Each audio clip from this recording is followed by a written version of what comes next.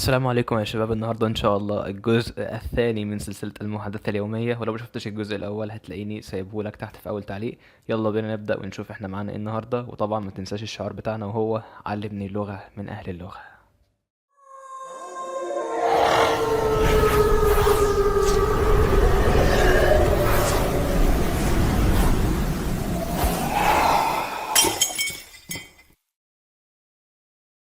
كل المطلوب منك يا صديقي كوبايه الشاي الجميله بتاعتك واربط الحزام يا معلم، عشان هنسافر مع بعض الولايات المتحده الامريكيه وهنشوف الاجانب بيتكلموا ازاي وايه التعبيرات والمصطلحات والجمل اللي هم بيستخدموها على لسانهم كل يوم، عشان خاطر نكتسب اللغه من اهل اللغه، لغه صحيحه مش مجرد حفظ وكتابه على الورقه والقلم. يلا بينا. ربطت الحزام؟ لا ما ربطتوش يا اسطى، اربط الحزام عشان نبدا. كلمات ومصطلحات وتعبيرات وجمل الأجانب كل يوم بيستخدموها وتقريبا محدش يعرف عنها حاجة. يعني مثلا أنا لو جيت قلت لك ترجم لي الجملة ديت spell that tea، هتقول لي ايه ده بس يا عم أحمد، معناها من الأفضل أن أسكب الشاي. يا صديقي دي ترجمتك انت، وعلى فكرة ترجمتك صح مش غلط، بس لغويا ولفظيا. ولكن تعالى بقى نشوف معناها الثقافي عندهم واللي احنا كمان بنستخدمه كتير في حياتنا اليومية. يلا يا باشا علمني اللغة من أهل اللغة. بس الأول حابب أقول لك الحمد لله على السلامة. دلوقتي أنت وصلت الولايات المتحدة الأمريكية. Better spill that tea, girl. Better spill that tea, girl. Better spill that tea, girl. Better spill that tea, girl. You're spilling the tea. You're spilling the tea. You know us girls, we spill the tea. You know us girls, we spill the tea. You know us girls, we spill the tea. You know us girls, we spill the tea. I didn't really spill some iced tea on him. I didn't really spill some iced tea on him. I didn't really spill some iced tea on him. I didn't really spill some iced tea on him. ده انجليزي ليه يا مرسي؟ عارف انك مستغرب جدا من التعبير ده، بس ما تستغربش لان هو ده المعنى الحرفي المستخدم هناك وبيقولوها كده spill the tea. ده الحكايه كده. تعال نشوف اللي بعده. لما حد فينا بيبان عليه التوتر او الزهق بيقعد يتحرك كتير من غير سبب واضح، ولما بتيجي تسأل حد مالك يا ابني في ايه، تلاقيه بيقولك اهو انا كده على طول مش بعرف اقعد على بعضي. مثلا صاحبك قاعد جنبك عمال بيهز في رجله وتيجي تقول له مالك يا ابني في ايه، اهدى شويه. في لغتنا الام في الفصحى معناها صعب شويه، معناها يتململ. بالمصري كده بكل بساطه معناها بيتحرك كتير ومش على بعضه. تعال نشوف ازاي الاجانب بيستخدموا كلمه fidget. Out of your time stream.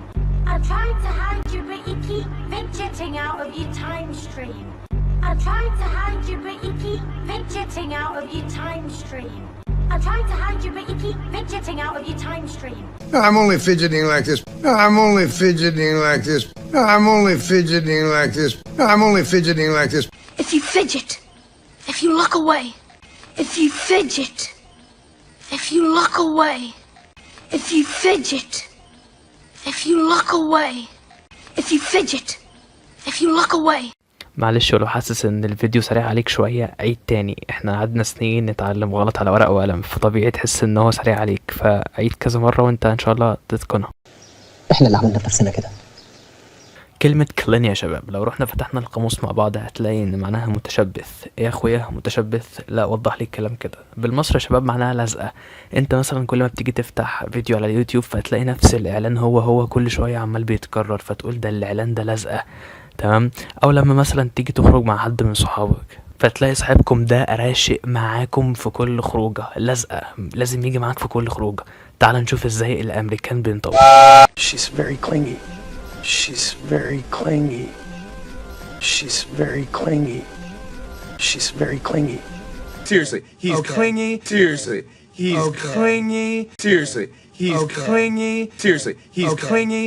How's that? Well, you know, clingy. How's that? Well, you know, clingy.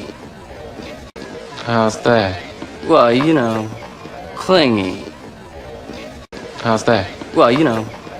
عارف انت لما تلاقي حد مكشر او بيطمس من كل حاجة بسرعة فتقول له مالك يا عم منكد على نفسك كده ليه، اهو هناك الكلمة دي على طول بيستخدموها cranky. ما تيجي نشوفها ونشوف هما بيستخدموها ازاي. بس خلي بالك الكلمة دي ممكن تيجي عادي جدا كاسم واحد، يعني مش لازم تكون cranky بمعنى صفة اللي هي مكشر او بيتقمص من كل حاجة. تعال نشوف. Watch. Cranky crocodile kick. Watch. Cranky crocodile kick. Watch. Cranky crocodile kick. Watch.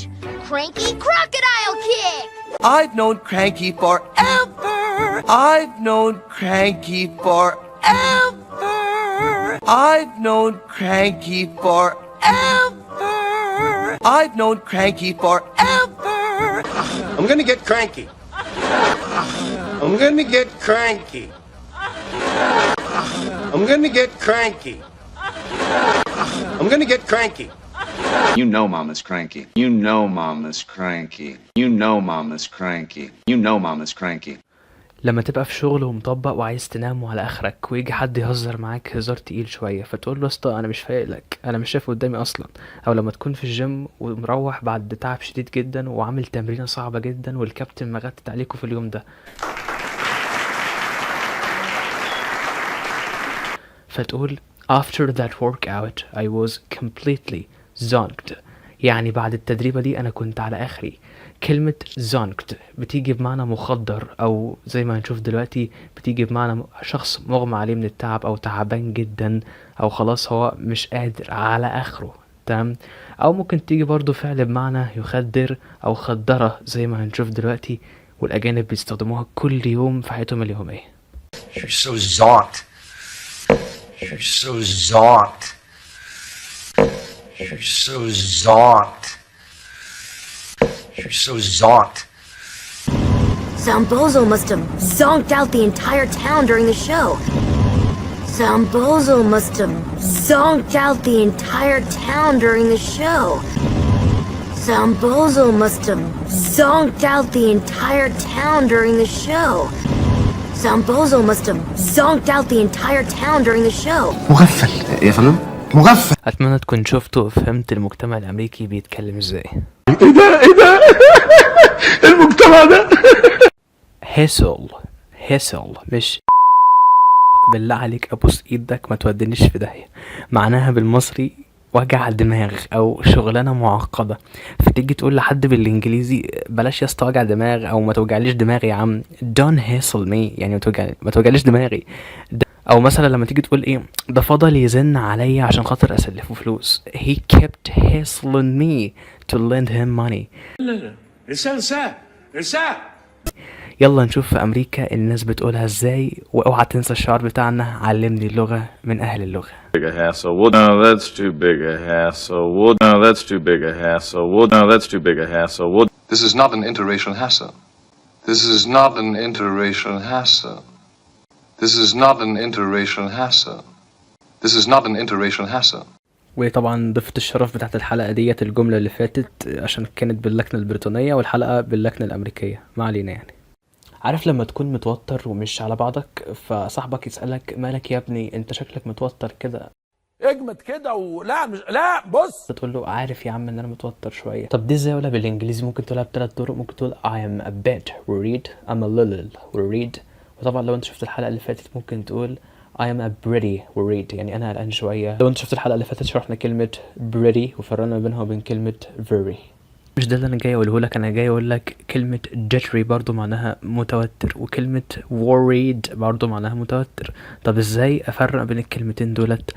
هتقول لي يا عم احمد worried حلوة وخلاص، ليه توجع دماغي وتقول لي كلمة jittery؟ يا صديقي الغرض انك تزود حصيلتك اللغوية وقوة فهمك للكلمات تزيد. المهم يا صديقي الفرق ما بين كلمة jittery وكلمة worried ان القلق لما يكون ذهني فقط فبنستخدم worried، لكن القلق لما يكون جسدي ظاهر في التصرفات وظاهر في الحركات بتاعت الجسد فبنستخدم كلمة jittery زي ما هنشوف دلوقتي. يلا بينا. I'm not jittery. I'm not jittery. I'm not jittery. I'm not jittery. I know I'm just jittery. I know I'm just jittery. I know I'm just jittery. I know I'm just jittery. حد دايما مزاجه وحش او مش مبسوط فتلاقي الناس بتقول عليه نكدي. اوف يا عم ده راجل نكد. الاجانب برضو بيستخدموا الكلمة دي كتير جدا، بس لحظة، انت ممكن تترجمها على حسب السياق. يعني ممكن تقول نكدي او عصبي او مكشر. يلا بينا نشوف كلمة جرامبي. لو عندك واحد صاحبك او عندك واحدة صاحبتك ما بيعجبهوش العجب او ما بتعجبهاش العجب وعلى طول منكدة عليكم عيشتكم وكل الخروجات هي سبب النكد فيها او هو سبب النكد فيها، يلا يا زميلي تقول له على طول الجملة ديت: he's always grumpy, she's always grumpy. ورينا يا احمد ازاي الاجانب بيقولوها. يلا بينا، وهتنسى الشعار بتاعنا علمني اللغة من اهل اللغة. Grumpy old man, grumpy old man, grumpy old man, grumpy old man. I'm grumpy. I'm grumpy. I'm grumpy. I'm ايه خلاص كفاية، تعال نشوف الكلمة اللي بعدها. لما تبقى جعان وعايز تاكل بتقول ايه؟ I'm hungry. بس ثواني، هي غلط ولا ايه؟ لا طبعا صح 100% زي ما درسناه في المدرسة بالظبط، مفيش اي مشكلة. بس انا بقى لو جعان جوع خفيف اقول ايه؟ هتقول لي يا عم احمد سهلة I am pretty hungry او I'm a little hungry او I am a bit hungry. سهلة مفيهاش اي حاجة اهو.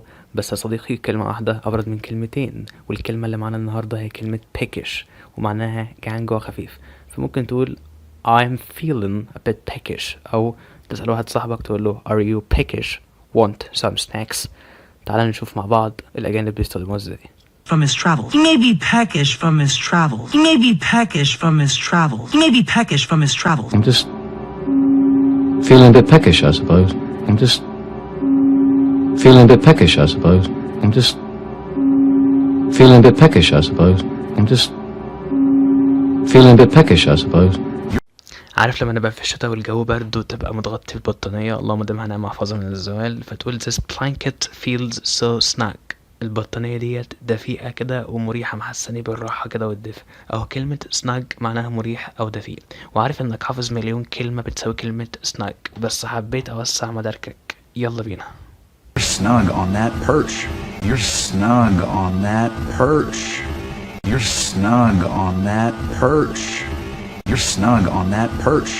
Oh wait, big guy, mustache, snug pants. Oh wait, big guy, mustache, snug pants. Oh wait, big guy, mustache, snug pants. Oh wait, big guy, mustache, snug pants.